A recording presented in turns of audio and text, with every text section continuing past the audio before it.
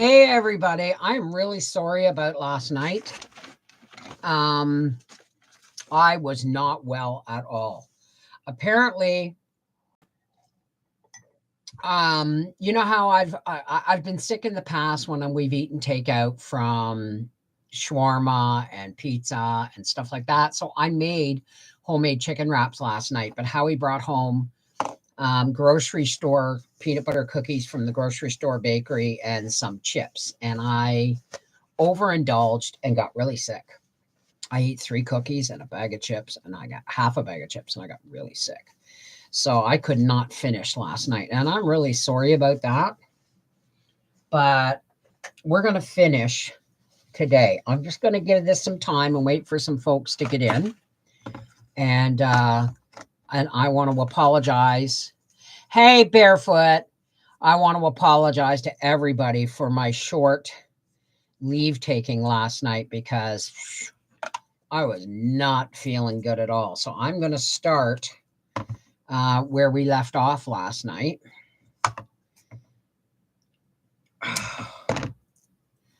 Hey, Weedbee. Hi, Shell. How's it going, honey? I'm just going to wait for some folks to come in so that I can finish and then we can move on to Freaky Friday. Only it's Sassy Saturday.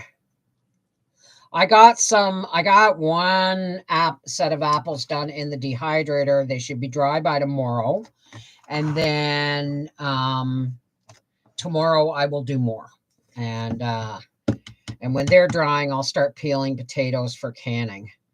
So I mean, I got things on the go here, but it's just sometimes it gets a little harder every year, you know. But I'll get there. I'll get her done. You know I will. Howie started work on the basement floor tonight or this afternoon just before supper. We had bacon and tomato sandwiches, no lettuce. We ran out. We used the last of the lettuce in the wraps last night.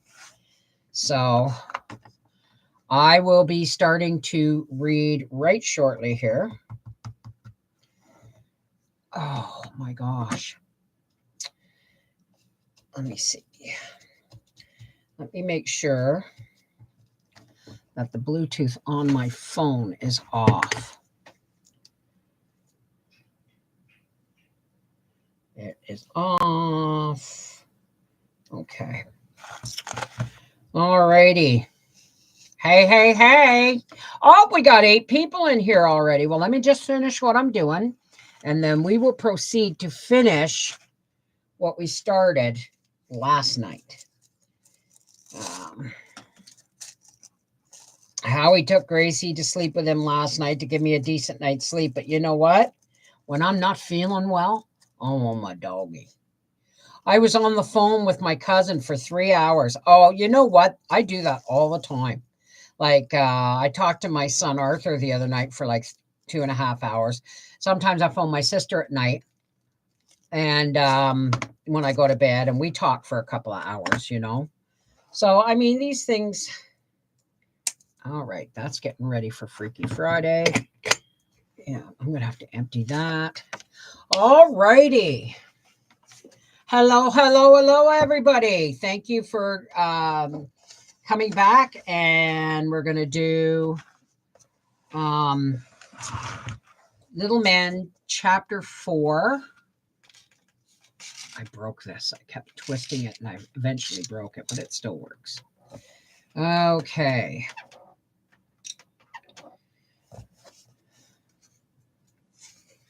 Okay.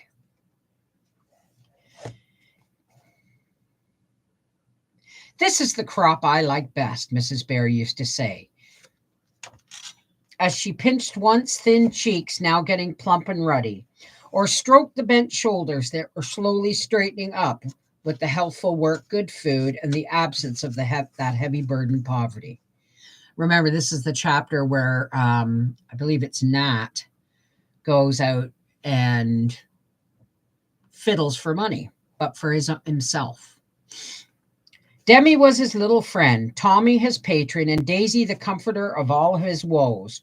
For though the children were younger than he, his timid spirit found a pleasure in their innocent society, and rather shrunk from the rough sports of the elder lads. Mr. Lawrence did not forget him, but sent clothes and books and music and kind messages, and now and then came out to see how his boy was getting on, or took him into town to a concert, on which occasions Nat felt himself translated into the seventh heaven of bliss.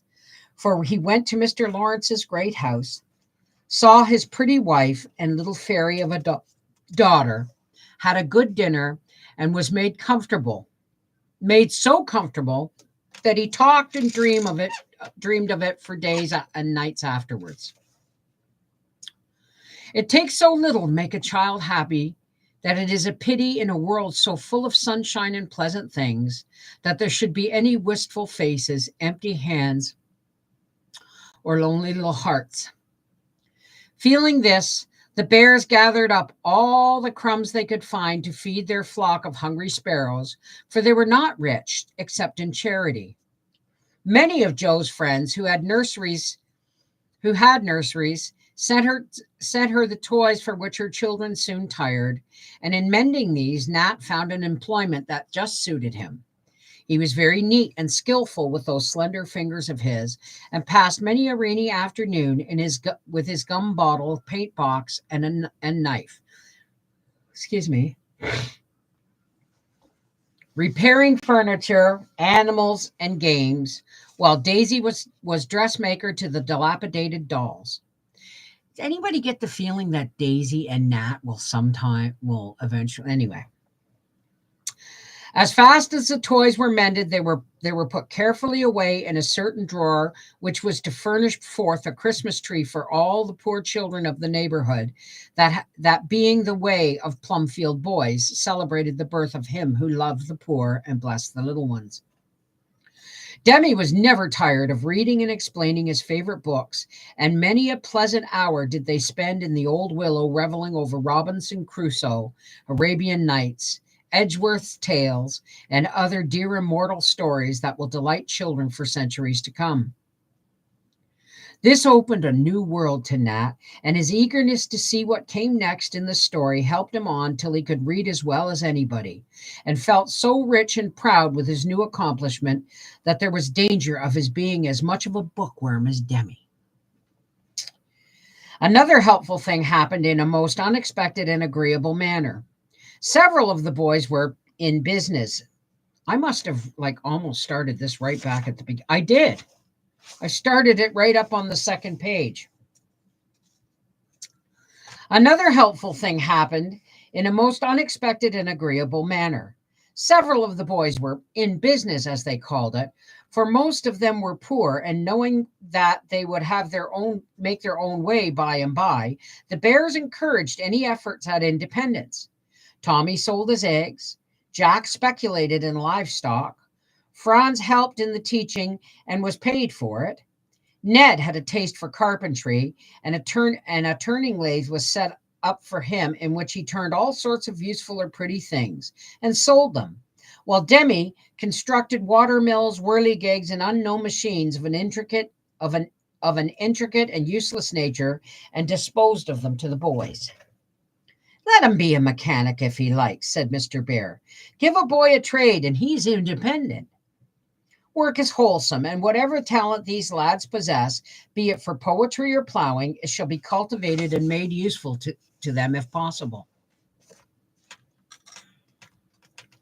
So when Nat came running to him one day to ask with an excited face, "Can I go and fiddle for some people who are to have a picnic in our woods? They will pay me, and I'd like to earn some money, as the other boys do, and fiddling is the only way I know how to do it." Mr. Bear answered readily, "Go and welcome. It is an easy and a pleasant way to work, and I'm glad it is offered to you."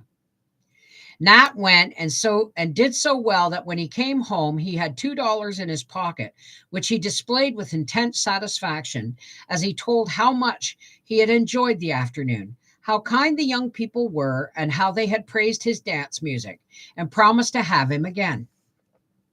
"It is so much nicer than fiddling in the street. For then I got none of the money, and now I have it all, and a good time besides. I'm in business now as well as Tommy and Jack, and I like it ever so much," said Nat, proudly patting the old pocketbook and feeling like a millionaire already. He was in business truly, for picnics were plenty as summer opened, and Nat's skill was in great demand. He was always at liberty to go if lessons were not neglected, and if the picnickers were respectable young people. For Mr. Bear explained to him that a good plain education is necessary for everyone, and that no amount of money should hire him to go where he might be tempted to do wrong. Good sound advice. Nat quite agreed to this, and it was a pleasant sight to see the innocent hearted lad go driving away in the gay wagons that stopped at the gate for him, or to hear him come fiddling home tired but happy, with his well earned money in one pocket and some goodies from the feast for Daisy or little Ted, whom he never forgot. "I'm going to save up till I get enough to buy a violin for myself, and then I can earn my own living, can't I?" he used to say as he brought his dollars to Mr. Bear to keep. "I hope so, Nat. But we must get you strong and hearty first, and put a little more knowledge into the musical head of yours. Then Mr. Lorry will find a place for you somewhere, and in a few years we'll all come to hear you play in public." With much congenial work, encouragement, and hope, Nat found life getting easier and happier every day, and made such progress in his music lessons that his teacher forgave his slowness in some other things, knowing very well that where the heart is, the mind works best. The only punishment the boy ever needed for neglect of more important lessons was to hang up the fiddle and bow for a day. The fear of losing his bosom friend entirely made him go at his books with a will, and having proved that he could master the lessons, what was the use of saying "I can't"? Daisy had a great love of music and a great reverence for anyone who could make it, and she was often found sitting on the stairs outside Nat's door while he was practicing.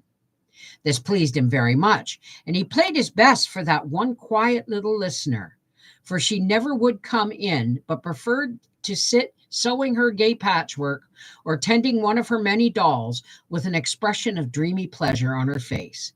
That made Aunt Jo say with tears in her eyes, "So like my Beth," and go softly by, lest even her familiar presence mar the child's sweet satisfaction.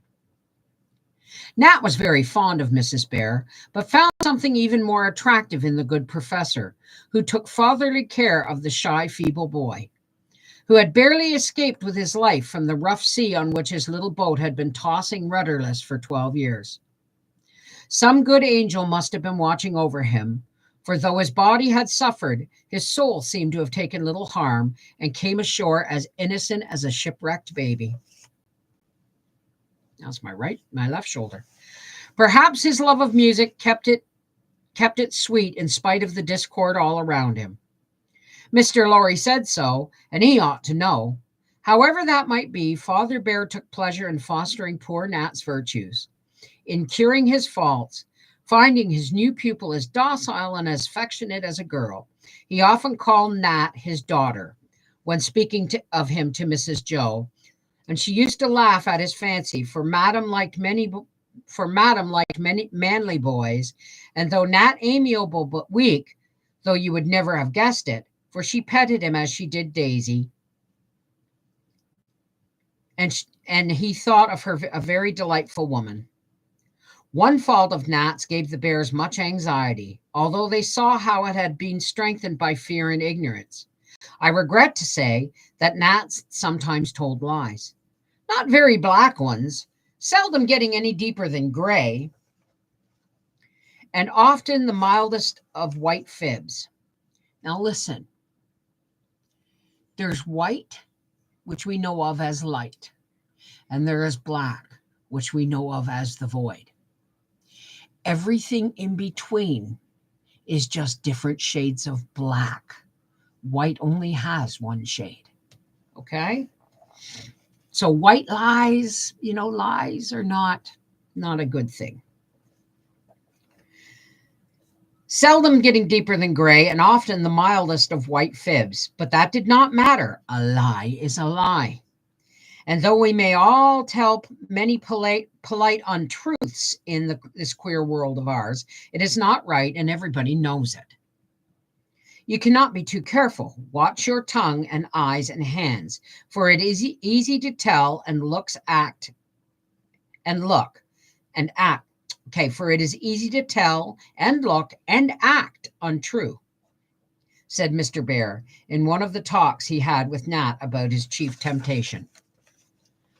I know it, and I don't mean to, but it's so much easier to get along if you aren't fussy about being exactly true. I used to tell him because I was afraid of Father and Niccolo, and now I do sometimes because the boys laugh at me. I know it's bad, but I forget. And Nat looked much depressed by his sins. When I was a little lad, I used to tell lies. Ah, what fibs they were! And my old grandmother cured me of it. How do you think? My parents had talked and cried and punished, but still did I forget as you. Then said the dear old grandmother, I shall help you to remember, and put a check on this unruly part. With that, she drew out my tongue and snipped the end with her scissors till the blood ran. That was terrible, you may believe, but it did me much good, because it was sore for days, and every word I said came so slowly that I had time to think. After that, I was more careful and got on better. Now listen, folks, I got to tell you. Can you, I guess you can't. Can you see? It's hard to see. There is a little cut. See that little cut right there? That's a little V, an upside down V made by the end of the scissors. I was cutting something in half, halfway through, and it wasn't going. So I snipped it hard and the ends snipped my finger. And that made me think of it.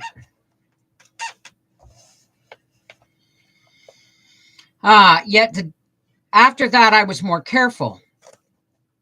I had time to think. After that, I was more careful and got on better, for I feared the big scissors. Yet the dear grandmother was most kind to me in all things. And when she lay dying far away in Nuremberg, she prayed that little Fritz might love God and tell the truth.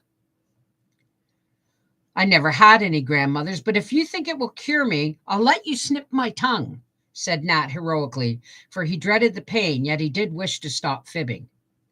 Mr. Bear smiled, but shook his head.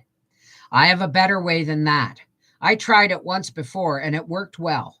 See now, when you tell a lie, I will not punish you, but you shall punish me.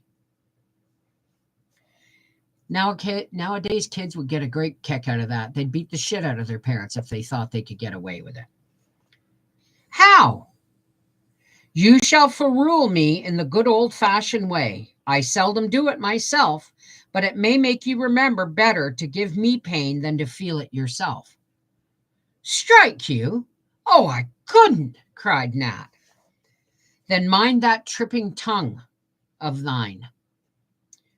I have no wish to be hurt, but I would gladly bear much pain to cure this fault.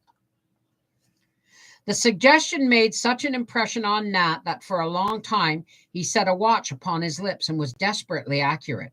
For Mr. Bear judged rightly that love of him would be more powerful with Nat than fear for himself.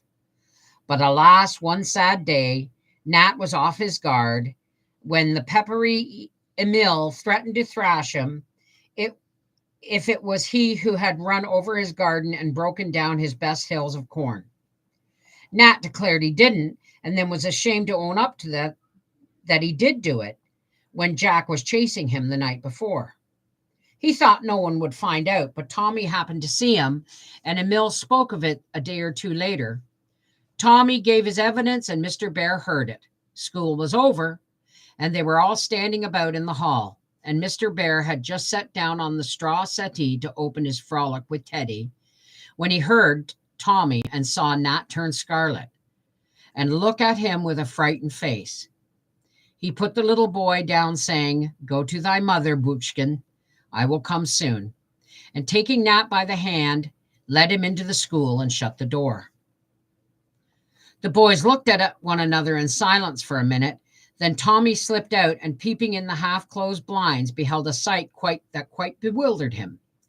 Mr. Bear had just taken down the long rule that hung over his desk, so seldom used it was covered in dust.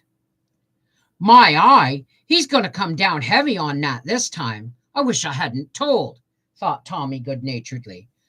For all to be feruled was the deepest disgrace at this school. "You remember what I told you last time," said Mr. Bear sorrowfully, not angry. "Yes, but please don't make me. I can't bear it," cried Nat, backing up against the door with both hands behind him and a face full of distress. "Why don't he up and take it like a man? I would," thought Tommy, though his heart beat fast at the sight. "I shall keep my word, and you must remember to tell the truth. Obey me, Nat. Take this and give me 6 good strokes." Tommy was so staggered by this last speech that he nearly tumbled down the bank, but saved himself and hung on by the window ledge, staring with his eyes as round as the stuffed owls on the chimney piece. Nat took the rule, for when Mr. Bear spoke in that tone, everyone obeyed him, and looking as scared and as guilty as if about to stab his master, he gave 2 feeble blows on the broad hand held out to him. Then he stopped and looked up, half blind with tears, but Mr. Bear said steadily, "Go on and strike harder." As if seeing that it must be done and eager to have the hard task soon over, Nat threw his sleeve across his eyes and gave 2 more quick, hard strokes that reddened the hand, yet hurt the giver more. "Isn't that enough?" he asked in a breathless sort of tone. "2 more," was all the answer he gave them, hardly seeing where they fell. Then he threw the rule across the room and, hugging the kind hand to his own, in both his own, laid his face down on it, sobbing in a passion of love and shame and patience. "I will remember. Oh, I will." Then Mr. Bear put an arm about him and said in a tone as compassionate as it had just now been firm, "I think you will. Ask the dear God to help you and try to spare us both another scene like this." Tommy saw no more, for he crept back to the hall looking so excited and sober that the boys crowded around him to ask what was being done to Nat. In a most impressive whisper, Tommy told them, and they looked as if the sky was about to fall, for this reversing the order of things almost took their breath away. "He made me do the same thing once," said Emil, as if confessing a crime of the deepest dye. Remember, Emil and Franz were his nephews, and they're older. They're like young men now. "And you hit him? Dear old Father Bear? By thunder, I'd just like to see you do it now," said Ned, collaring Emil in a fit of righteous wrath. "It was ever so long ago. I'd rather have my head cut off than do it now." And Emil mildly laid Ned on his back instead of cuffing him, as he would have felt it his duty to do so on less solemn occasion. "How could you?" said Demi, appalled at the idea. "I was hopping mad at the time, and I thought I shouldn't mind a bit, rather like it, perhaps. But when I hit Uncle one good crack, everything he had ever done for me came into my head all at once somehow, and I couldn't go on. No, sir. If he'd laid me down and walked on me, I wouldn't have minded. I felt so mean." And Emil gave himself a good thump in the chest to express his sense of remorse for the past. "Nat's crying like anything and feels no end sorry, so don't say a word about it, will we?" said tender-hearted Tommy. "Of course we won't. But it's awful to tell lies." And Demi looked as if he found the awfulness much increased when the punishment fell not upon the sinner, but on his best Uncle Fritz. "Suppose we all clear out so Nat can cut upstairs if he wants to," proposed Franz, and led the way to the barn, their refuge in troublous times. In troublous times. Nat did not come to dinner, but Mrs. Joe took some up to him and said a tender word, which did him good, though he could not look at her.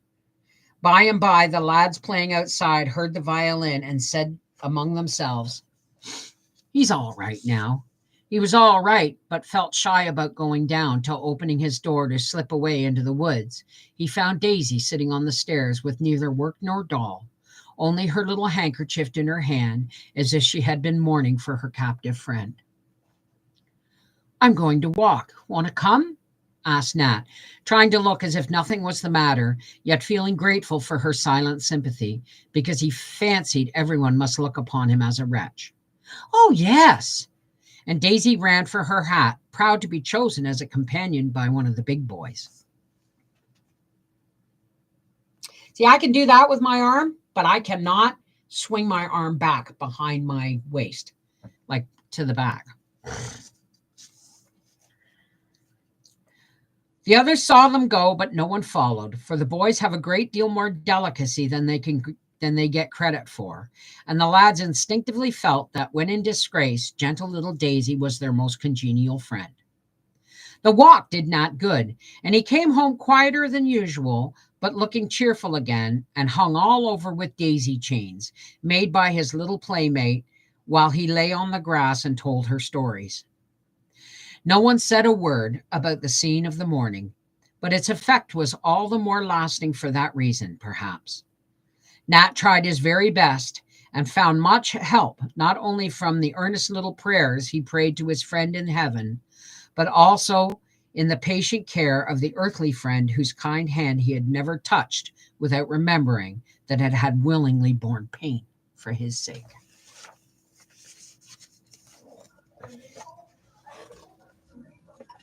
So, thank you everybody for joining me for Little Men Live. I'm actually thinking of doing Little Women and Little Men, but not live, on my new reading channel on Rumble. I really am trying to, cultivate some work space on Rumble that eventually maybe I can earn. Like I earned $50 once, but it's slow in coming, right? Anyway, folks, I'm going to let you go. I'm going to go make myself a cup of tea, a fresh cup of tea, and then I'm going to get ready for my Patreon Freaky Friday Live, where the patrons, we all get together. Well, it's Saturday, silly Saturday, but we'll have our Freaky Friday today. And thanks for coming by, and we'll see you again on Thursday. This is Mrs. Wolfie from Reading with Beverly Wolfie saying good night, God bless. I love you. Thanks for letting me read to you. I really enjoy it. I really do.